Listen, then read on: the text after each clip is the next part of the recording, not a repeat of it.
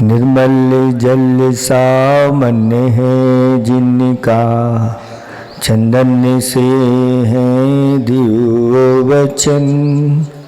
अक्षत सम अक्षत है श्रद्धा, सुमनो सा सुंदर है तन। नैवेद्य चरित्र जान है दीपक, वसु विधि करते धूप दहन। ध्यान सुफल है अर्घ समाधि, मुनिवर तुमको नित्य नमन। अनर्घ पद को पाने गुरुवर, मेरा अर्घ समर्पित है।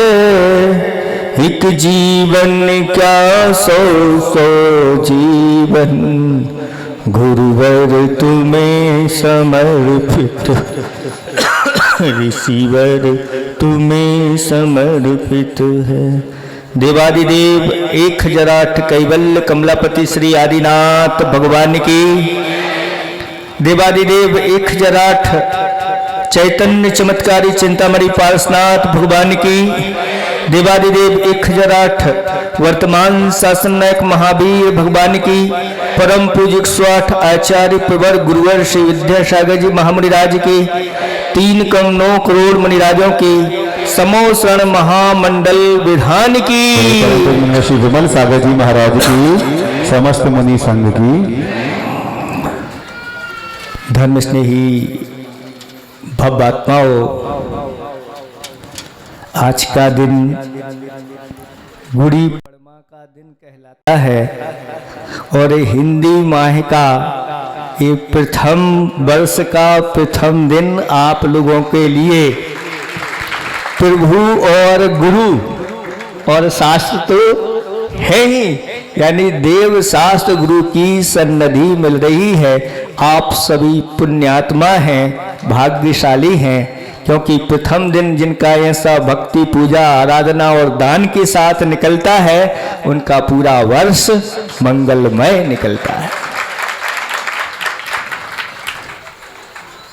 कहा है अच्छी संगति चंदन जैसी, बुरी क्योले जैसी। अच्छी संगति कैसी होती है? चंदन जैसी होती है। जैसे चंदन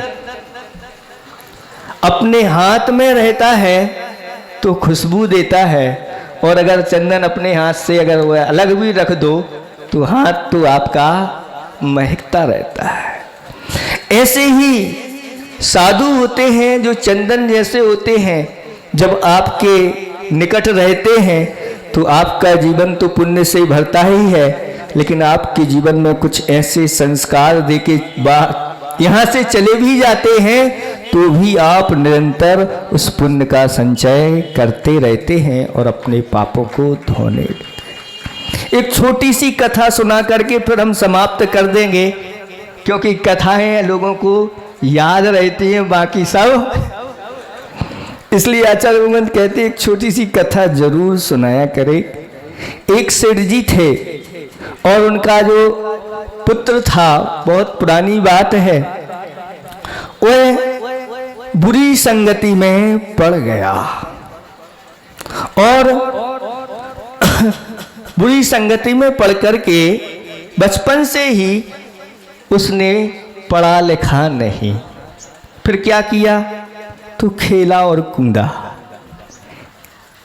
पढ़ेंगे, उसकी एक ही बात थी कि खेलेंगे कूदेंगे बनेंगे नवाब। खेलेंगे कूदेंगे बनेंगे नवाब, और पढ़ेंगे लिखेंगे बनेंगे खराब। जैसी संगति होती है वैसे ही विचार हो जाया करते हैं।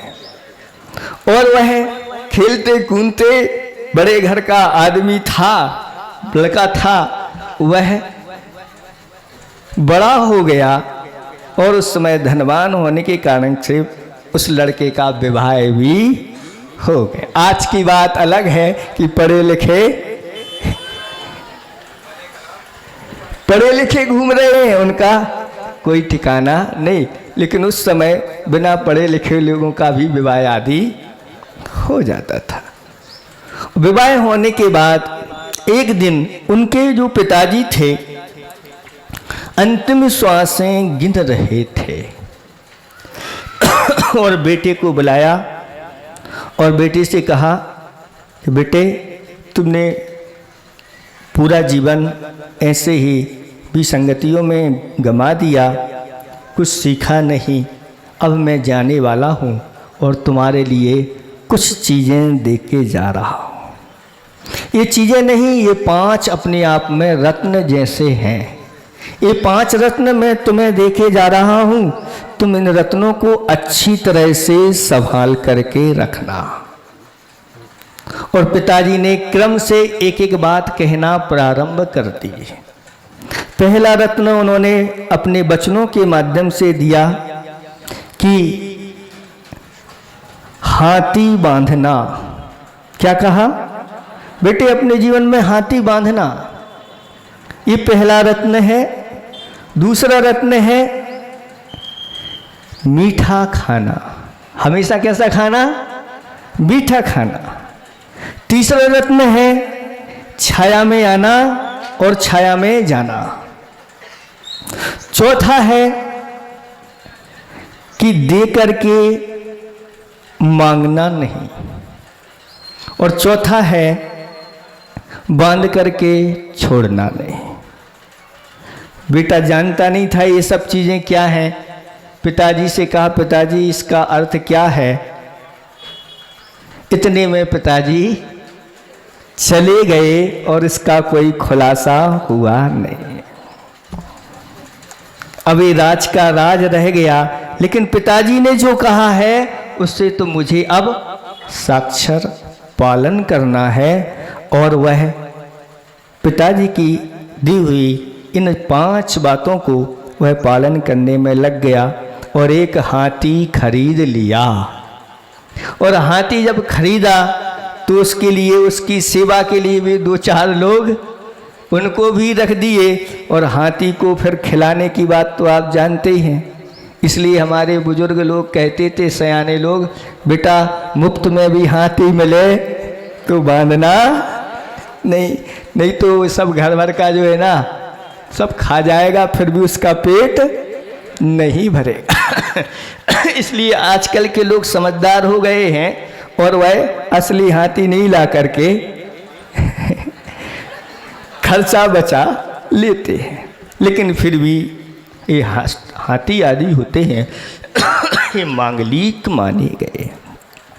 और जब इस प्रकार का कार्य किया तो घर का खर्च तो हो रहा है, कोई आमदनी हो नहीं।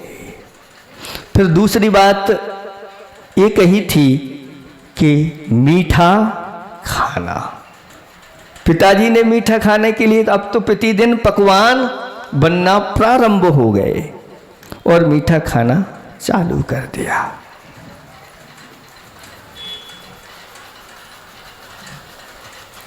तीसरी, छाया में आना और छाया में जाना।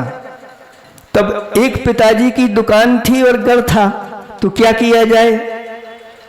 वहां तक छाया करवा दी गई, ऊपर से एक इधर से लेकर के, जैसे आप लोग कोई कार्यक्रम करते तो चांदनी आदि करवा देते हैं, तो ऐसे तो दुकान पर जाता और घर तक आता, तो छाया में आना और छाया में जाना। फिर चौथी बात, जब दुकान खोलता था तो दे करके मांगना नहीं। तो जिनको उधार दे देता था वह अब मांगना है नहीं।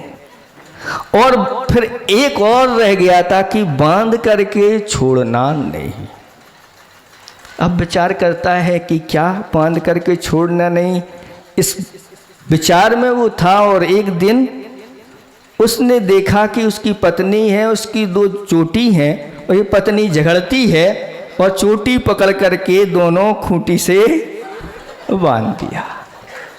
अब ये जब 5 कार्य उसने अपने जीवन में किए तो उसके दिन अच्छे आ गए क्या?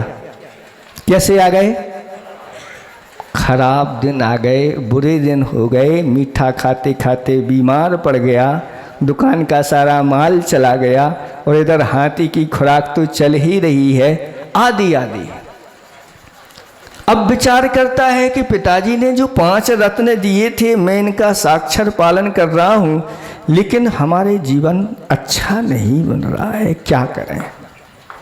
तो उनके जो चाचा जी थे या पिताजी के जो मित्र थे वो वहाँ से निकले और पूछ लिया, बेटा क्यों, सब अच्छा तो चल रहा है। तो कहते हैं चाचा जी क्या अच्छा चल रहा है, पिताजी ये 5 रत्न देकर के गए थे, उनका मैं पालन कर रहा हूँ, आज स्थिति बहुत खराब चल रही है। तो पूछा वो 5 रत्न, हाँ वो वाचन, उनकी तो हमारे उनसे जब भी होती थी वह कथा सुनाते थे, और ये रत्न के बारे में बताओ तुमने क्या किया। तो पिताजी ने कहा था हाथी बांधना, तो हाथी बांध लिया। नहीं, हाथी बांधने का अर्थ ये नहीं होता। हाथी बांधने का अर्थ होता है कि दान देना।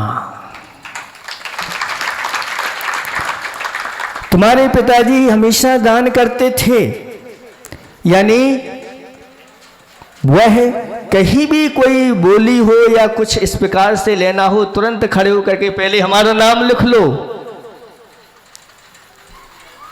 क्योंकि अगर हम चूक गए तो बाद में मिलने वाला नहीं। इसीलिए आचार्य भगवंतों ने कहा कि कोई अगर वृत्ति दिख जाए आप लोगों के लिए, महावृत्ति नहीं अणुवृत्ति की बात बता रहे हैं, भैया जी ब्रह्मचारी जी ब्रह्मचारिणी जी दिख जाएं तो तुरंत उनको बांध लो। बांध लो यानी आपको हमारे यहाँ भोजन करने आना है, नहीं तो कोई दूसरा ले जाएगा और हम बहुत बड़े घाटे में रह जाएंगे। जिन्हों को देव शास्त्र गुरु के ऊपर विश्वास होता है और जिन्होंने आगम पढ़ा है, अगर एक आप अणुवृत्ति के लिए या एक सामान्य ब्रह्मचारी के लिए, ब्रह्मचारिणी के लिए, जिनके मान लो व्रत भी नहीं है, मात्र सम्यक दृष्टि है, जघन्य पात्र हैं, और एक बार भी अगर उनको आपने भक्ति के साथ भोजन करा दिया, एक बार का पुण्य कितना होता है इसका गुणा भाग आप लोग लगा सकते हैं कि नहीं, कितना होगा। तो आचार्य भगवंतों ने कहा कि अगर वह मनुष्य आयु का बंद कर ले तो वह असंख्यात वर्षों तक बैठे बैठे का खाएगा, कमाने की जरूरत नहीं होगी। कितने वर्षों तक कमाने की कोई बात नहीं होगी। और 10 प्रकार के कल्प वृक्षों के माध्यम से उसको जो चाहिए हो, जब चाहो, जितना चाहो, जो चाहो, जहाँ चाहो, सब मिलता रहता है। शास्त्रों में वर्णन है कि जघन्य पात्र के लिए जो जान देता है, अगर मिथ्या दृष्टि है मान लो और आयु बंद कर लिया है या पूर्व में मनुष्य आयु का बंद कर लिया है, जघन्य भोग भूमि में जा कर के उत्पन्न होता है, वहाँ की असंख्यात वर्ष की आयु होती है। फिर अगर वह आगे जाकर के और अणुवृत्ति आदि के लिए आहार दान करता है तो कहा गया है वह उससे भी असंख्यात गुना पुण्य का संचय करता है मध्यम भूमि में जाके। और उत्तम पात्रों को दिया है तो उत्तम भूमि उससे भी असंख्यात गुना पुण्य का संचय करता है। ये तो होगी बात आपके अगर अंदर सम्यक दर्शन नहीं है और सम्यक्त के साथ अगर ये करते हैं तो मात्र एक स्वर्ग की आयु का ही बंद होता है और स्वर्गों में जाकर असंख्यात वर्षों तक सागरों पर्यंत वहाँ सुख प्राप्त होते हैं। इसलिए हाथी बांधने का अर्थ है कि जहाँ ये मौका मिले, अवसर मिले, इस अवसर को छोड़ना नहीं, जल्दी से भैया मेरा भी एक नाम लिख लो और हो गया काम। अच्छा ये बात थी हाँ, ये बात थी, पिताजी बता के गए थे। आज नए वर्ष में हम भी आपको बता रहे हैं, आप लोग भी इस रत्न को अपने पास रख लेना। दूसरे नंबर पर उन्होंने कहा था मीठा खाना। तो मीठे खाने का अर्थ क्या होता है? आपने क्या किया? पकवान बना बना करके खा रहे हैं, अब खाने की इच्छा नहीं होती, पेट खराब चल रहा है। तो मीठे खाने का अर्थ ये नहीं होता है। फिर क्या होता है? मीठे खाने का अर्थ है कि अभक्ष का भक्षण अपने जीवन में नहीं करना। यानी भक्ष्य जो है, खाने योग्य शास्त्रों में जो वस्तु कही है वही खाना, और रात में कभी नहीं खाना। इसी का नाम है मीठा खाना। क्योंकि रात में जो खा रहे हैं और अगर मीठा भी खा रहे हैं तो समझ लेना वह मीठा नहीं, बहुत बड़ा जहर है।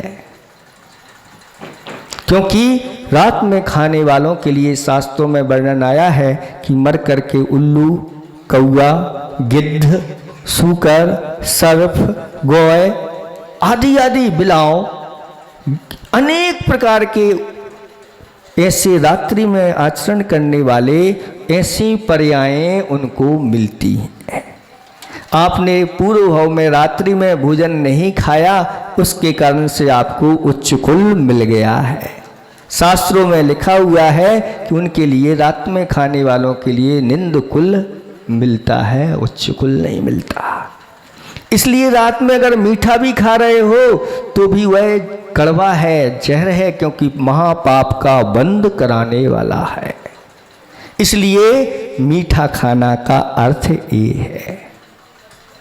फिर तीसरे नंबर पर छाया में आना और छाया में जाना। इसका अर्थ क्या किया तुमने?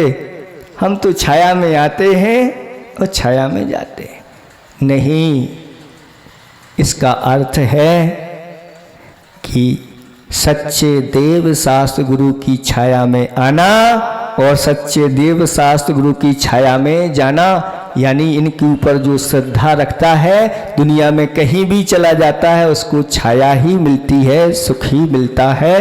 ये तीसरा रत्न भी अपने पास आप लोग अच्छी तरह से रख लेना, क्योंकि नया वर्ष है और नए वर्ष में आप लोगों के लिए अच्छी चीज हम देना चाह रहे हैं। दुनिया में कहीं भी चला जाए, देव शास्त्र गुरु का भक्त हो, उसकी सारी व्यवस्था अपने आप होती चली जाती है। और शास्त्रों में वर्णन है कि ऐसा सम्यक दृष्टि अगर यहाँ से मरण करके जाता है तो स्वर्ग के देवता लोग पहले से ही दिव्य मालाएं लेकर के खड़े रहते हैं। ये आपका वैभव है, आप इसको स्वीकार करिए। चौथे नंबर का रत्न है दे करके मांगना नहीं। तो क्या किया? सब उधार देते गए और किसी से मांगा नहीं। दे करके मांगने का अर्थ है जो दान के 7 क्षेत्र होते हैं। जिन बिंबम जिनागारम जिन यात्रा महोत्सवम जिनागमम जोद्धारम सप्त यत्नानी जिन यत्नानी सप्तधा। ये 7 दान के क्षेत्र हैं और दान के इन 7 क्षेत्रों में आपने अगर धोखे से भी बोल दिया है तो उस वाणी को वापस नहीं करना, वापस नहीं लेना। क्योंकि हमने बोल दिया है और नहीं देते हैं तो निर्माल का महादोष लगता है। और ऐसा व्यक्ति निरंतर आगे जाके जब कर्म उदय में आता है तो वह 1 इंद्रिय पर्याय, 2 इंद्रिय आदि पर्यायों में, नरकों में और अगर मनुष्यों में जन्म होता है तो वह दरिद्रता को प्राप्त होता चला जाता है। इसलिए इसका अर्थ होता है कि जो भी हमने देवशास्त्र गुरु या सप्त स्थानों के लिए समर्पित कर दिया है, अब वो मेरा नहीं है, उस पर हमारा अधिकार नहीं। भले नाम भी आपका लिखा जाए उस पर तो नहीं, क्योंकि दान तो वो है जो हमने दे दिया, फिर मेरा कैसे हो सकता है? आप लोग इसको अच्छी तरह से समझो। कुछ लोग कहते हैं महाराज हमने दिया तो है, वह कहाँ है हमें पता ही नहीं। कोई बात नहीं, कुछ ऐसे भी पत्थर होते हैं जो नींव के पत्थर कहलाते हैं, बाहर दिखाई नहीं देते, लेकिन पूरा का पूरा जनालय उन्हीं के ऊपर खड़ा रहता है। उनका महत्व बहुत होता है, वो दिखते नहीं लेकिन बहुत पावरफुल होते हैं। इसलिए ऐसे स्थानों में कहीं भी लग रहा है हमारा पुण्य बढ़ता चला जाता है। और 5वें नंबर का रत्न है कि बांध करके छोड़ना नहीं। तो क्या किया, वो देखो बांध करके छोड़ नहीं, अरे उसको छोड़ो, वो तकलीफ में है। हम बताते हैं इसका अर्थ क्या है कि जो भी हमने देव शास्त्र गुरु के सामने व्रत नियम संकल्प लिए हैं उनको कभी तोड़ना नहीं। और जो तोड़ते नहीं, प्राण चले जाते हैं लेकिन उनका प्रण नहीं जाता, तो वह बहुत जल्दी अजर अमर बन जाते हैं। इसलिए अपने संकल्पों को बहुत दृढ़ता के साथ, भली संकल्प छोटा हो, छोटा संकल्प भी बहुत बड़ी चोटी का कार्य कर जाता है। किसी ने कहा है कि भगवान का दिया हुआ अल्प नहीं होता, जो बीच में टूटे वह संकल्प नहीं होता। संकल्प से क्यों डरते हो बंधुओं, संकल्प के बिना जीवन का कभी कायाकल्प नहीं होता। इसलिए अपने जीवन में इन 5 रत्नों को आप लोग रख लेना। समय बहुत हो गया, संक्षेप में हमने आपको ये सारभूत कथा सुना दी है। आप अपने जीवन को इन रत्नों को पा करके अपने जीवन को महकाएंगे। इन्हीं भावना के साथ अहिंसा परमो धर्म की। और आज बहुत आवाज खोलो उसकी माइक की। आज बहुत सारे लोग पुण्यानुभूति के रूप में अपनी राशि लेकर के यहाँ पर आ रहे हैं। मैं क्रम से उनका नाम बहुत जल्दी से बोल दे रहा हूँ, वो आकर के अपने परिवार के साथ में आए, राशि लेकर के आए और गुरु चरणों में श्रीफल